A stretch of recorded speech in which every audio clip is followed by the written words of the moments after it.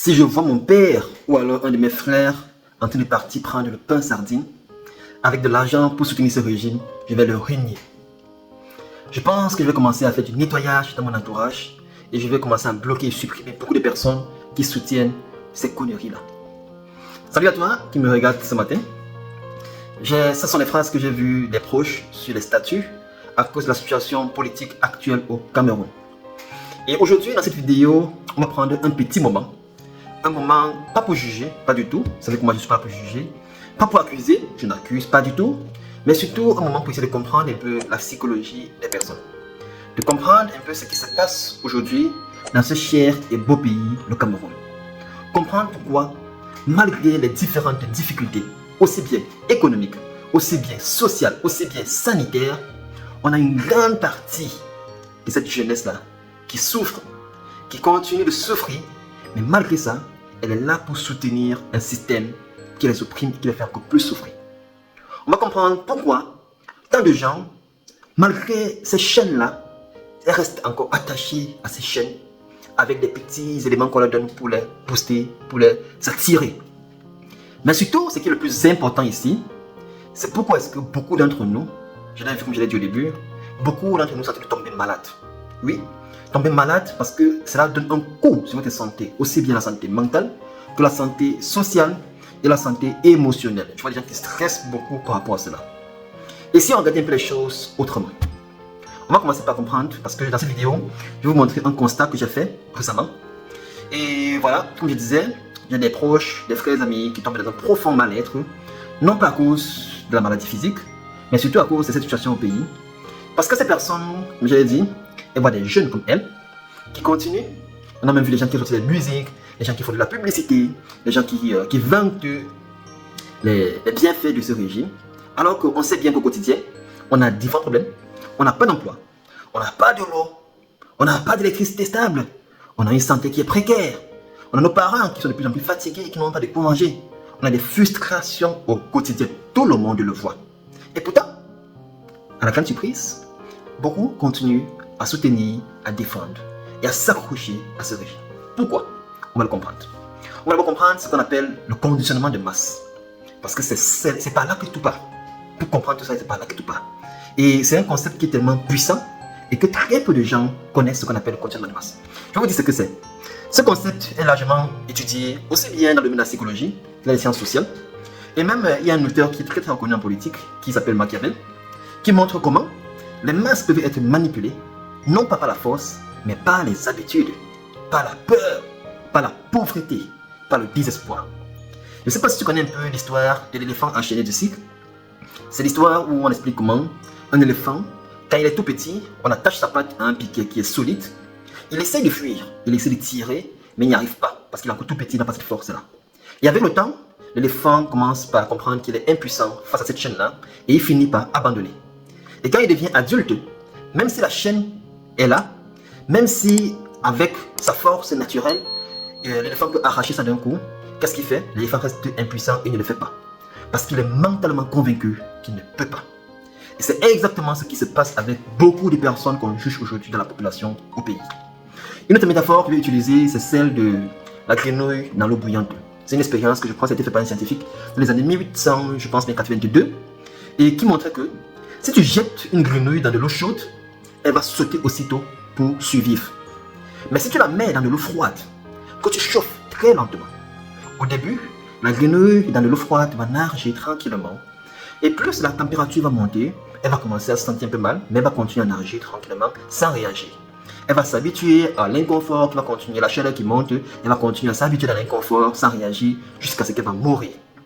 Et la pauvreté, la peur, l'absence d'espoir justement qui règne dans notre pays ont conditionné une grande partie de notre population à croire que les choses sont comme ça, à croire qu'elle ne peut rien par rapport à cela, à croire que c'est mieux de se taire que de souffrir encore plus.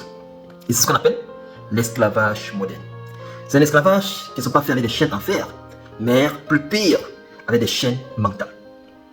Alors, dis-moi un peu, quand un peuple a faim, quand un peuple n'aime pas de quoi manger, ne serait-ce qu'un ou deux repas par jour, est-ce qu'il peut encore penser? Il ne pense plus. Quand un peuple a peur, est-ce qu'il peut réfléchir? Il ne réfléchit plus. Quand un peuple est dépendant, il devient un outil. Comment est-ce que tu veux qu'un jeune qui n'a même pas de quoi se nourrir va essayer de réfléchir sur le long terme et se dire non, ce qu'on lui fait maintenant là, ce n'est que de la flatterie, de la filouterie? Pourquoi est-ce que tu veux que, quand on lui donne un petit 2000, 3000, 4000, 5000, avec un petit sandwich, pain sardine, pour aller crier dans les manifestations politiques, pour lui, c'est qu'il croit qu'il gagne quelque chose parce qu'il ne pense qu'à l'instant T. Je me suis appelé ça la génération micro-ondes. Il croit qu'on s'occupe de lui pour le moment et souvent se disent même que bon, ils sont habitués à voler, vaut mieux je prends pour moi un peu maintenant si et après je m'en fous. Non, c'est parce qu'ils ont été ils sont manipulés. Et il faut comprendre une chose, c'est pas que c'est parce qu'ils sont stupides, c'est parce qu'il y a beaucoup qui sont suivis. Il y a beaucoup qui sont inconscients, il y a beaucoup qui sont manipulés comme je disais. Et tant que la suivi domine, tant que la liberté ne peut pas exister, il sera difficile qu'on puisse avoir de bonnes réactions. Et justement, comme je disais, la santé mentale de beaucoup de personnes sont en train de prendre un coup. Parce que comme je l'ai dit, je vois beaucoup de gens qui bloquent. J'ai vu qui ont commencé déjà à bloquer des gens sur WhatsApp. C'est vrai, j'aime souvent dire qu'il faut se détacher de l'entourage qui est négatif. Qu'il faut faire l'effort d'avoir des personnes qui vont nous booster au quotidien parce qu'on est la moyenne de 5 personnes qui nous entourent. Mais il faut aussi souvent voir, est-ce que comprendre un peu la psychologie des personnes et voir que est-ce qu'à notre niveau, on ne peut pas faire quelque chose pour au moins 3, 4, 5 personnes autour de nous et voir comment tirer ces personnes. Et c'est ce qu'on va voir à la fin de la vidéo. Mais il y a des gens, comme j'ai dit, qui se créent des ennemis parce qu'ils ne comprennent pas les positions des autres. Mais ce qu'il faut comprendre, c'est que nous n'avons pas tous les mêmes blessures. On n'a pas tous le même degré de compréhension. Certains qui bloquent les gens sont déjà sûrement éveillés, mais il faut comprendre qu'il y a d'autres, la plus grande partie, qui sont encore prisonniers. Et d'autres même croient qu'ils sont en train de faire ce qu'il faut, juste pour pouvoir survivre. Et je ne pense pas que c'est en les attaquant qu'on va les aider. Je pense que la meilleure solution est de voir comment éduquer au moins 3, 4, 5 personnes autour de nous et voir comment faire en sorte que ces personnes vont tirer des personnes et ça va créer une chaîne. Et c'est ça justement que je propose comme solution, c'est-à-dire qu'une stratégie, pas des micro-actions, à chacun à son niveau. Donc, je me dis que si tu veux changer les choses, commence par tirer 5 personnes autour de toi.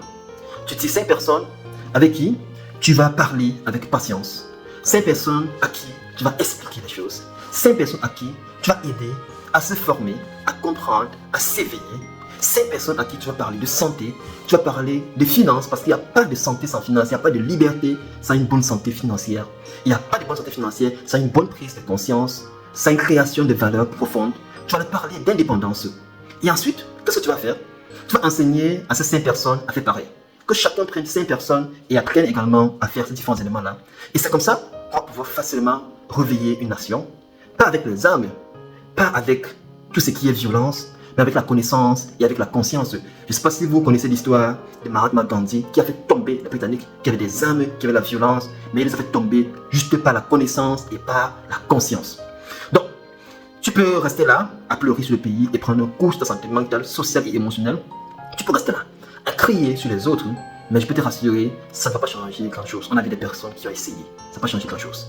Je me dis, le changement commence par chacun de nous, par la compréhension, par la discipline de chacun, et surtout par le courage que chacun prenne ses responsabilités. Et si tu as compris ce message, ça veut dire que tu n'es plus une victime, comme certains pensent qu'ils sont des victimes, mais que tu es désormais un acteur pour ta propre transformation et pour la transformation de 5 personnes que tu vas tirer autour de toi. Et si tu peux maintenant faire la différence, parce que je vais te proposer quelque chose pour qu'on puisse faire la différence ensemble. Dire, ça apporter des solutions concrètes, c'est pas grand chose. Donc si ce message t'a parlé, si tu vas aller plus loin, si tu veux rejoindre un petit cercle de personnes conscientes, des personnes responsables, des personnes qui sont en quête de ce que j'appelle la vraie santé, qui englobe les 8 piliers de la vie, nous allons créer un petit canal WhatsApp. C'est un espace qu'on va s'éduquer continuellement, qu'on va s'éveiller et qu'on va prendre chacun nos responsabilités. Et là-bas, on ne parle pas de politique. Comme je l'ai dit, cette vidéo, ce n'est pas une vidéo politique, c'est une vidéo de prise de conscience pour une meilleure santé. Donc là-bas, on ne fait pas des bruits, là-bas, on apporte juste de la valeur. Et le lien se trouve juste dans la description de cette vidéo. Prends ta place et réfléchis comment tu vas tirer 1, 2, 3, 4, 5 personnes pour également les éveiller à prendre conscience. Et c'est comme ça qu'on va pouvoir bouger les choses. J'espère qu'on va se retrouver à très bientôt de l'autre côté. Et si tu peux encore abonner à cette chaîne, clique sur la cloche de notification, abonne-toi et on se retrouve à très bientôt.